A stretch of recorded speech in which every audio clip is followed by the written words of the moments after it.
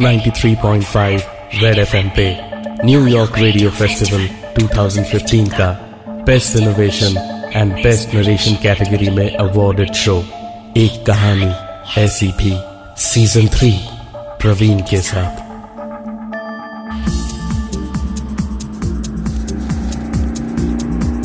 तीन दोस्त जीको, पिकलू और नीनी अपनी कार से हाईवे पर से लौट रहे थे। मौज मस्ती का माहौल था।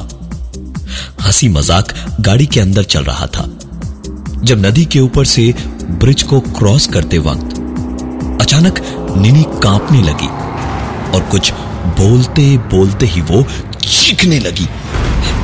Get out! निकलो कार से बाहर! I said get out!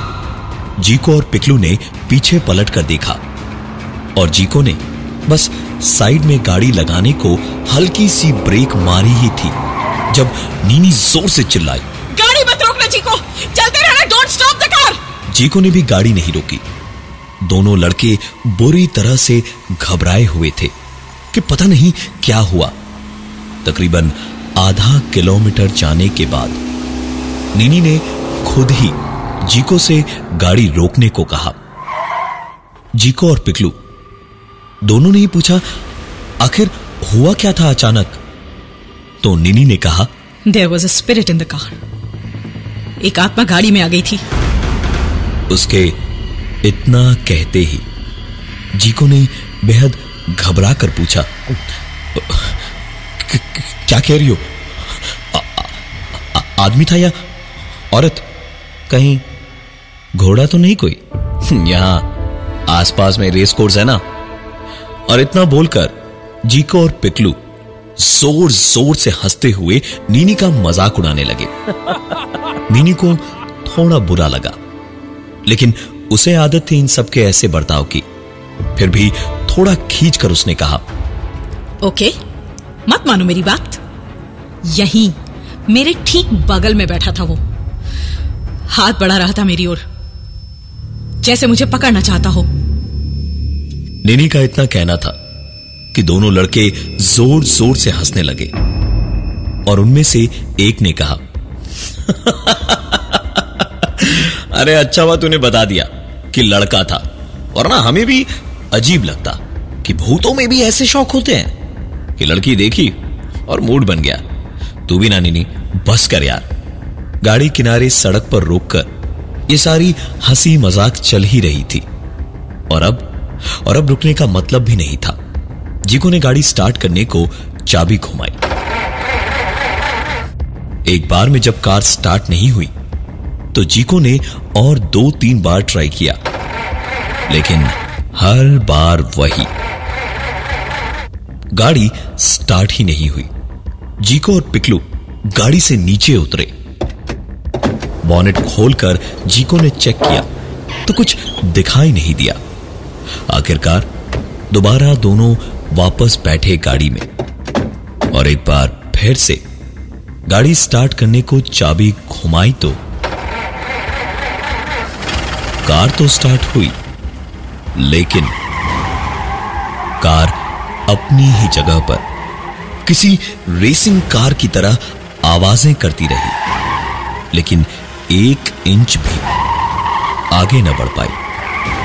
लग रहा था जैसे किसी ने कार को रोक रखा हो आगे बढ़ने से।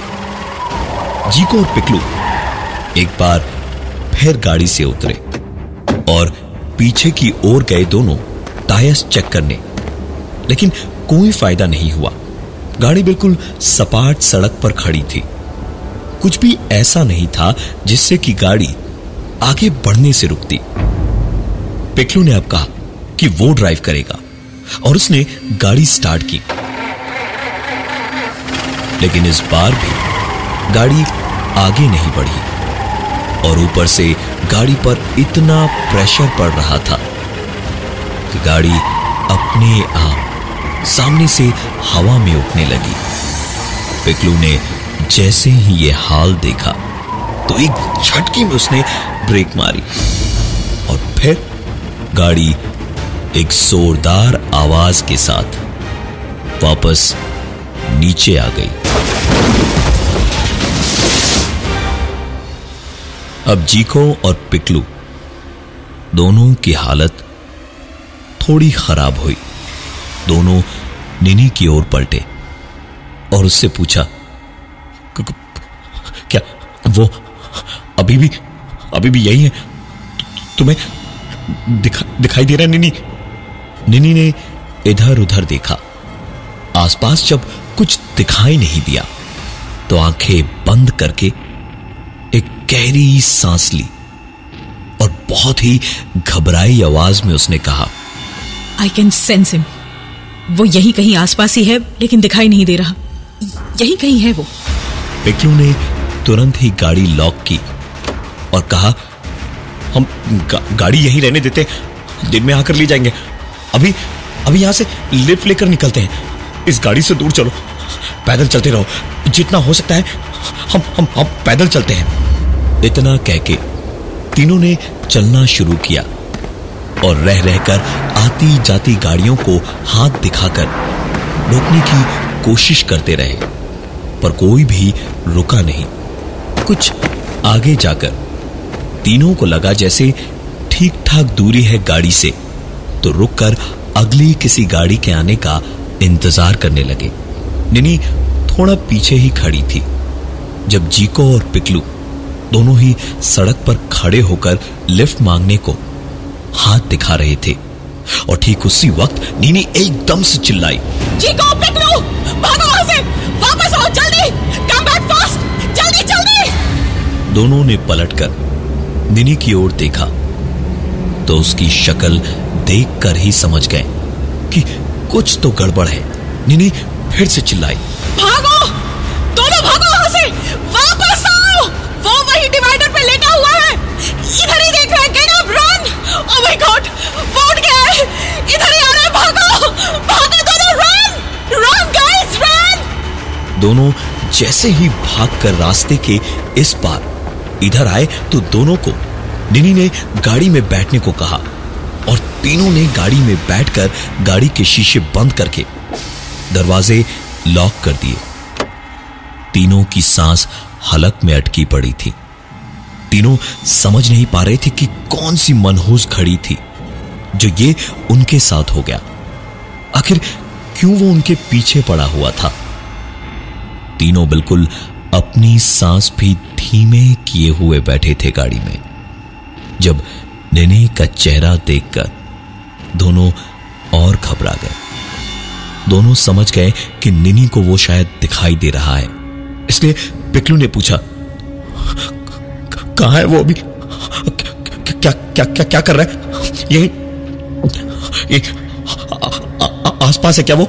हाँ?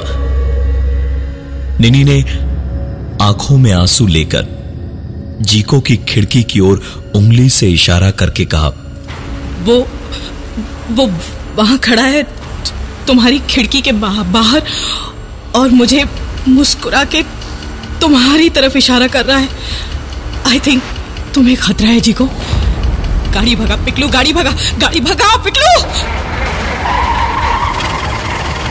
जीको डरा सहमा बैठा था और पिकलू ने तुरंत गाड़ी बढ़ाई, लेकिन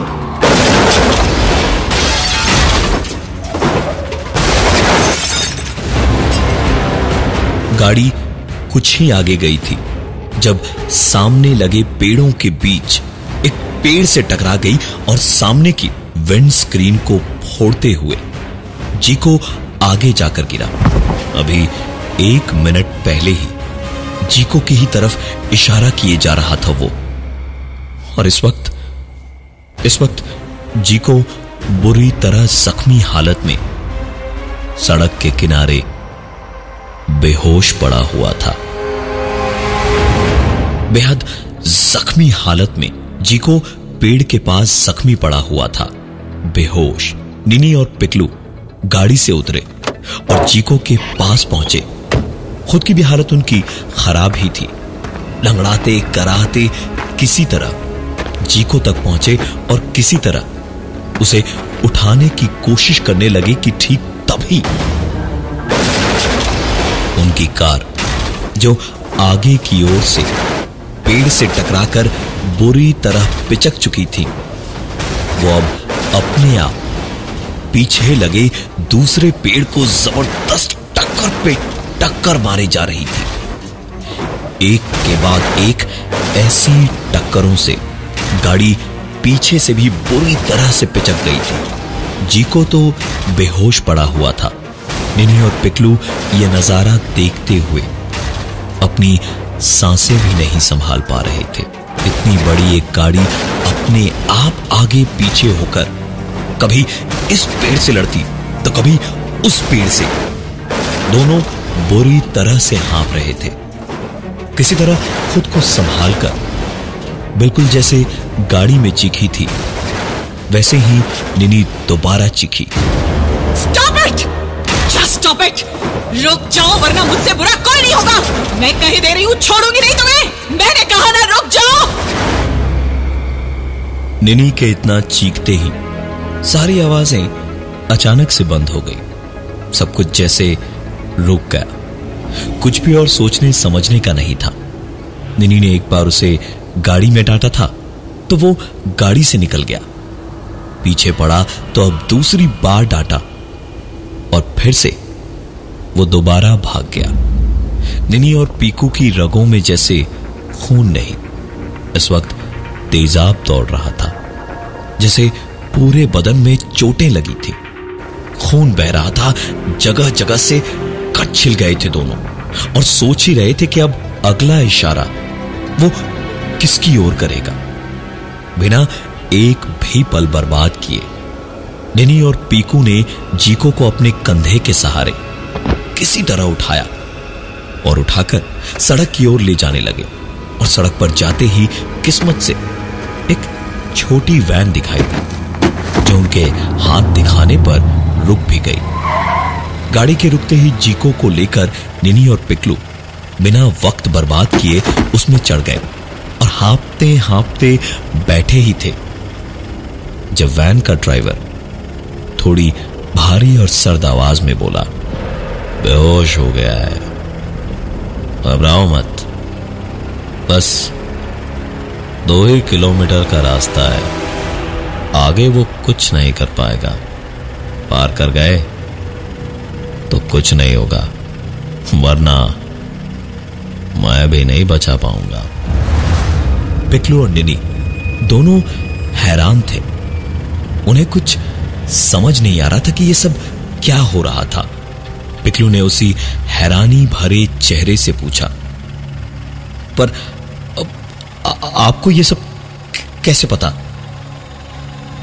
इस सवाल का जवाब उस आदमी ने और भी ज्यादा गहरी और जरा गुस्से से भरी आवाज में दिया और कहा, मैं सब जानता हूं उसके बारे में, मुझसे बेहतर और कौन जानेगा उसे। बाप हूं मैं उसका, मेरा बेटा था वो और अब मरा हुआ बेटा है वो।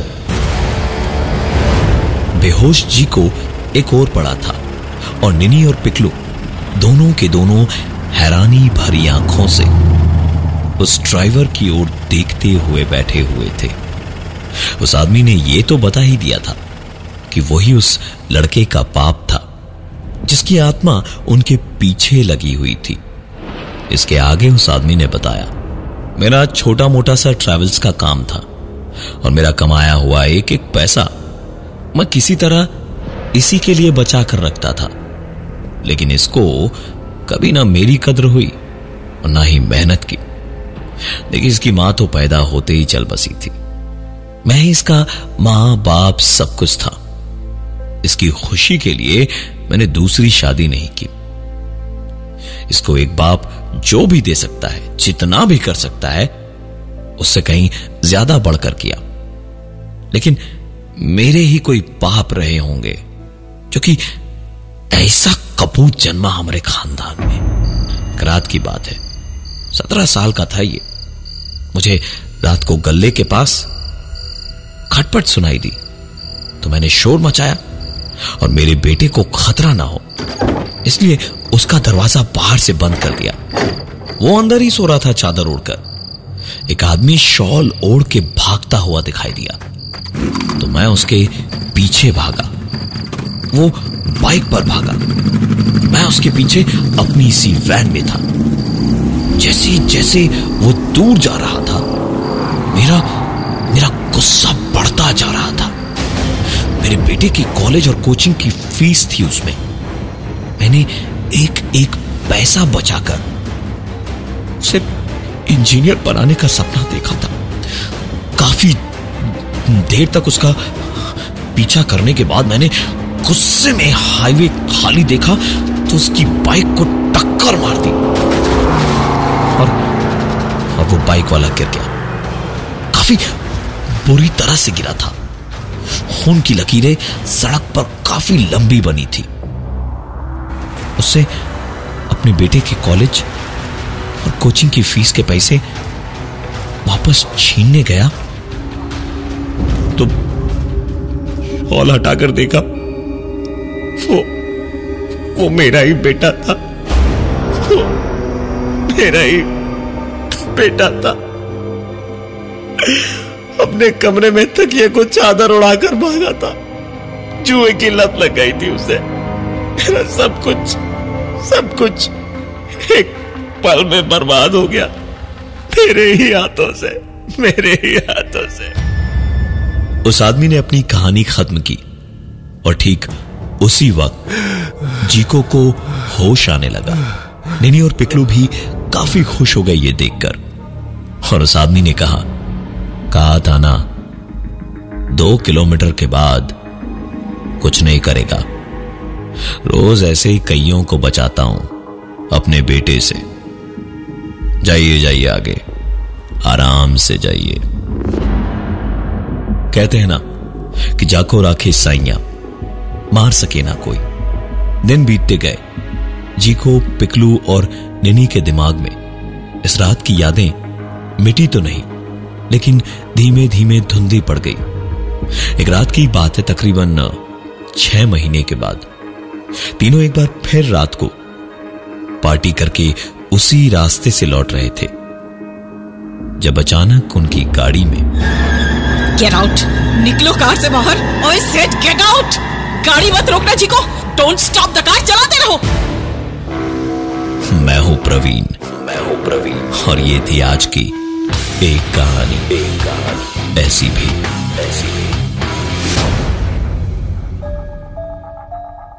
93.5 रेड एफएम पे न्यूयॉर्क रेडियो फेस्टिवल 2015 का best innovation and best narration category में अवॉर्डेड शो एक कहानी ऐसी भी सीजन 3 प्रवीण के साथ।